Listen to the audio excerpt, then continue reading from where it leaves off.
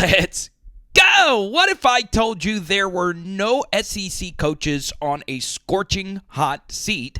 I feel pretty comfortable that a lot of SEC programs love who they have in charge, but things could change, and these are my top 3 whose seat is lukewarm. Jimbo Fisher has been the name that everybody just wants to kick out the door, but do you really want to do that with all the money that you do owe him? And by the way, he has another top 10 class brewing at Texas A&M. They're absolutely killing it, getting Cam Colin, Draylon Miller, and many others. And obviously Texas A&M has done a pretty decent job in the transfer portal. Probably not as good as some of the other schools like LSU and Ole Miss, but they've done overall a fine job with it. And if anyone remembers the prime Bobby Petrino years, if this just happens to work out, I have my skepticisms. Watch out. Texas A&M, with the wide receiver room that they do have, has a very good chance of becoming that team in the SEC that shocks everybody. But this team is really stacked in some key positions. They have 2 quarterbacks that have multiple starts of SEC experience. The offensive line should be better. And yeah, they lost some key pieces, in particular in the secondary defensively, but they should be pretty decent there, and they have a gazillion 5 stars on their defensive line. Keep an eye out for David Hicks next year. Billy Napier is another coach that everyone wants to say is on the hot seat. The truth is pretty simple here for Billy Napier. The same thing applies, obviously, to Jimbo Fisher. Is Florida is absolutely killing it in recruiting. They are currently the 3rd national ranked team when it comes to the class of 2024.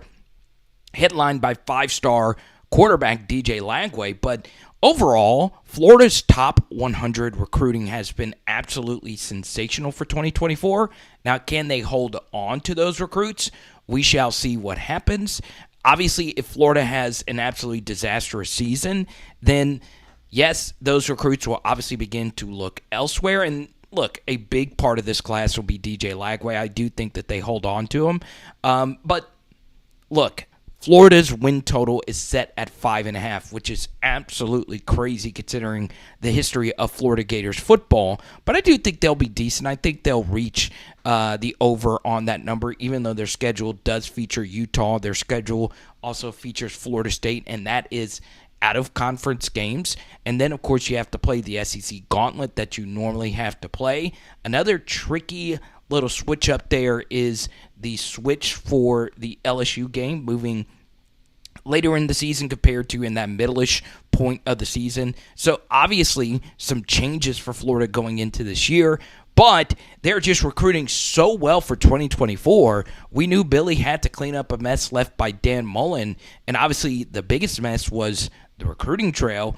What more could you want from Billy Napier? Getting 5 stars at some absolutely key positions, getting really good transfers, guys like Cameron Jackson coming over. Look, Florida and Texas A&M are not my favorite schools in the SEC by any stretch of the imagination, but they can't really do any more than what they're doing right now, recruiting to a program that, quite frankly, just hasn't been winning. Billy and Jimbo continue to get the job done. So I think it would be lunacy to move on from Billy Napier at this point. Graham Mertz at quarterback, if this just happens to be a 3-win season for him, yeah, it could be time to say bye to Billy, but even then, I would hold on to him and let's see what he can do with the 2024s coming in. There is a very real possibility that the hottest seat of them all is actually Sam Pittman's. Now, before we actually get into Sam and what could be ahead for him moving forward this year and beyond, it's important to note all the other SEC coaches that I have not mentioned aren't just totally safe. I think the following coaches are good as gold. Obviously, Kirby Smart. I think Mark Stoops. I don't know. More on that in a later video. I think Shane Beamer's fine. I think Elijah Drinkowitz, if things were to go really, really sour for Missouri, which it could, I could see him being shown the door. And then I think Clark Lee is pretty safe after the great year for Vanderbilt by their standards last year. And then Arkansas is kind of in the middle for me. Obviously, last year was a huge disappointment for Razorback Nation. A lot of that did hedge on KJ Jefferson's health or lack thereof. Obviously, the Liberty loss was very nasty, and then once again, that Texas A&M game always gets wild. That was a game you probably, felt like you should have won. The same thing could be said about LSU. So, yeah, you had a lot of bad luck last year, but the record was the record, okay? Now you are looking to move forward, okay? You get that pretty thrilling win over Kansas. You had a lot of positive transfers come in, especially on the defensive side of the football. But, the truth is this schedule could get sideways pretty quickly. That LSU game actually starts a 4-game stretch where you are away from home consecutively. I don't believe that has ever been done in the SEC, and we have done quite a bit of research on back-to-back road games.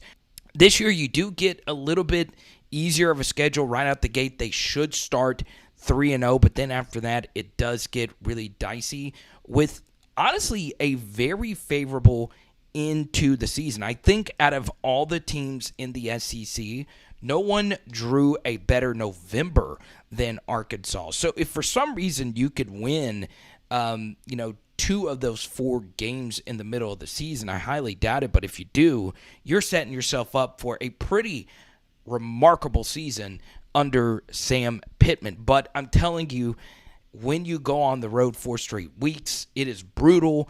Injuries begin to pile up, and they're playing arguably their 4 toughest teams on the entire schedule: LSU, A&M, Ole Miss, and Alabama. Once again, all those games away from Arkansas.